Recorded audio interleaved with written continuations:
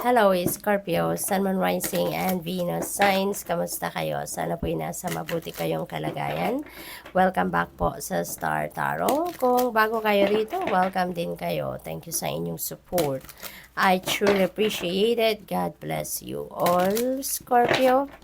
Paunang mensahe ninyo ay Nine of Cups. Wow, napakaganda. By the way, Scorpio, maraming salamat sa mga prayers ninyo, sa mga well wishes po ninyo, nakaka-touch naman. Thank you po. Gumagaling na kahit pa paano. Nag-i-improve na po ang aking pakiramdam.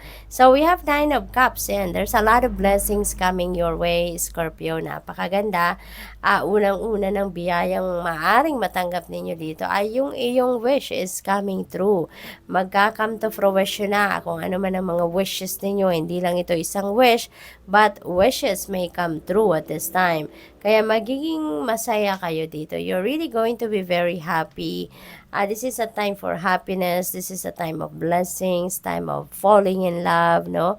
Masaya. Magiging masaya kayo. Masaya ang puso, masaya ang buhay in general. Oh, wow, talagang masaya kasi meron tayong Wheel of Fortune. Look at that. This is swerte, no? This is good luck and good fortune on your side. Scorpio, mababalot kayo ng swerte talaga. Hindi matatawarang swerte ang paparating sa inyo. Napakaganda, napakaganda. Dami mong blessings talaga. There are a lot of movement na maaring mangyari dito sa buhay ninyo sa ngayon. Kasi maraming pagbabago ang maaaring maganap dito kasi nga parang gagawin ng universe dito parang mag-i-overhaul ang buhay ninyo. Dadalhin kayo dito sa napakagandang sitwasyon, no? Sa buhay. Kaya kung may mga problema kayo, rest assured that is going to be behind you na, no? Mapapalitan na yan ng swerte, mapapalitan na yan ng solusyon, mapapalitan na yan ng liwanag. So, you are going to definitely feel the light, no? Talaga sa buhay ninyo, magiging maaliwalas na ang buhay ninyo in general. So, this is really beautiful. At saka hindi lang ito swerte sa love life, swerte sa pamilya, sa kaibigan, sa trabaho, higit sa lahat sa pera, magiging swerte din kayo, Scorpio. Kaya magiging masayang-masaya kayo. Kaya naman, look at that, meron tayong celebration. 'Di ba? This is a celebratory energy. Talagang you have all the reason to celebrate.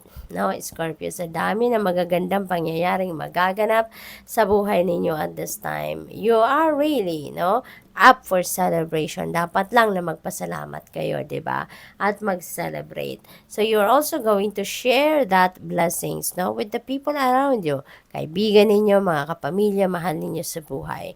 At saka maaari din ang iba sa inyo dito, hindi lang kayo yung may isi-celebrate, but other people also sa paligid ninyo. Baka meron din si-celebrate mga okasyon at maaring kayo ay maiimbitahan din dyan.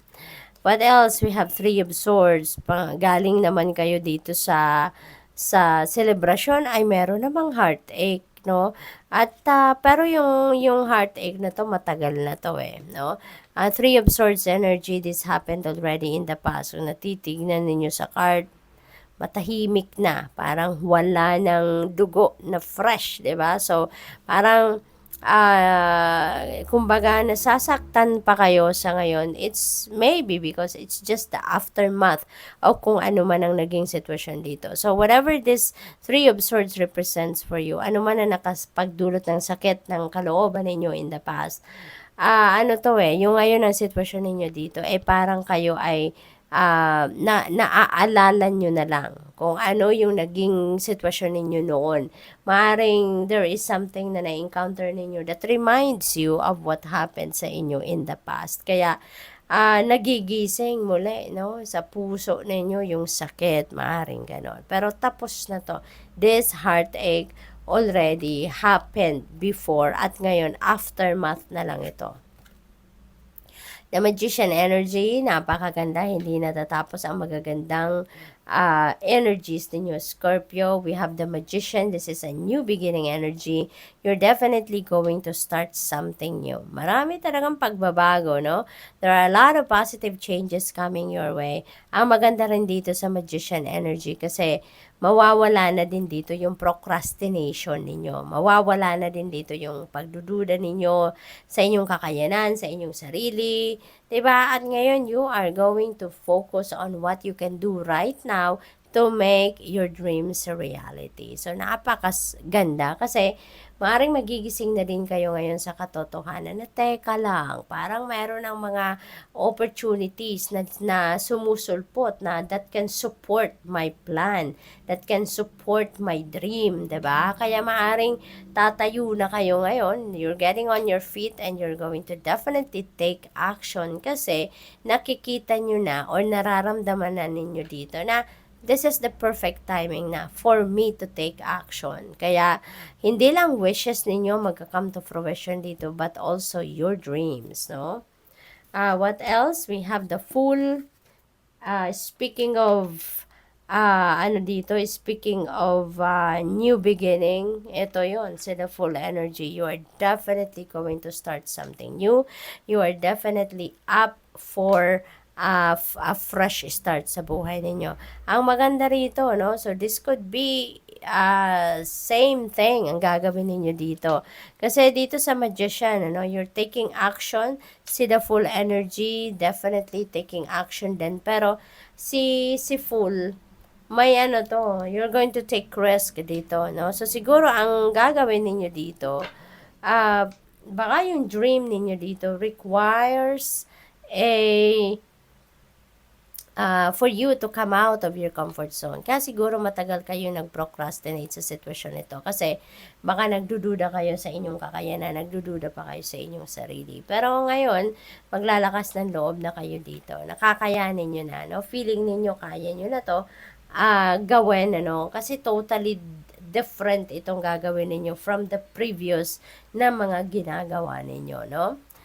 So, what else? We have King of Cups. Ayan. So, may commitment dito si Scorpio. Maaring yung commitment na to is baka romantic relationship. Baka merong magko-commit na kayo dito sa person ninyo. Mag-aasawa na kayo. Magle-level up na kayo ng inyong relasyon.